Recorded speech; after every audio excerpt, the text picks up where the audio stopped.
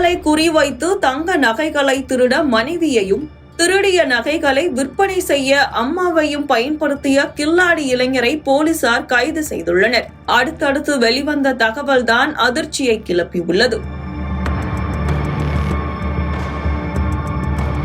சேலம் மாவட்டம் ஓமலூர் அருகே உள்ள குட்டம்பட்டியைச் சேர்ந்த மூதாட்டி சரஸ்வதி என்பவர் கொலை செய்யப்பட்டு உயிரிழந்த சம்பவம் அப்பகுதியில் பெரும் பரபரப்பை ஏற்படுத்தியது.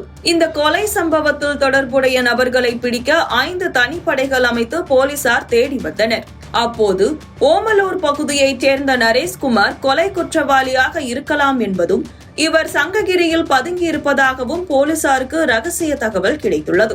சம்பவ இடத்திற்கு விரைந்து சென்ற போலீசார் நரேஷ்குமாரை பிடிக்க முயன்ற போது போலீசாரை அரிவாளால் வெட்டிவிட்டு தப்பி செல்ல முயன்றுள்ளனர். உடனடியாக சுதாரித்துக் கொண்ட போலீசார் பாதுகாப்பு கருதி நரேஷ்குமாரை துப்பாக்கியால் சுட்டு பிடித்தனர். தற்போது மருத்துவமனையில் சிகிச்சை பெற்று வரும் நரேஷ்குமாரிடம் நடத்திய விசாரணையில் பல முக்கிய தகவல்கள் வெளிவந்துள்ளது. அதாவது, ஆடம்பர வாழ்க்கை வாழ ஆசைப்பட்ட நரேஷ்குமார் மனைவியை வைத்து பணம் மற்றும் தங்க நகைகளை திருட வைத்துள்ளார். அவர் திருடிக் கொண்டு வரும் தங்க நகைகள் அனைத்தையும் தாய் புஷ்பாவிடம் கொடுத்து விற்பனை செய்துள்ளார். அதில் கிடைக்கும் பணத்தை வைத்து ஆடம்பர வாழ்க்கை வாழ்ந்து வந்துள்ளார் என்பது தெரியவந்துள்ளது. அது மட்டுமின்றி தங்க நகைக்கு ஆசைப்பட்டு மூதாட்டி சரஸ்வதியை கொலை செய்ததும் போலீசாரின் விசாரணையில் தெரியவந்தது. இந்த சம்பவம் குறித்து வழக்கு பதிவு செய்த போலீசார் நரேஷ்குமார், அவரது மனைவி வீணா, தாய் புஷ்பா ஆகிய 3 பேரையும் கைது செய்துள்ளனர்.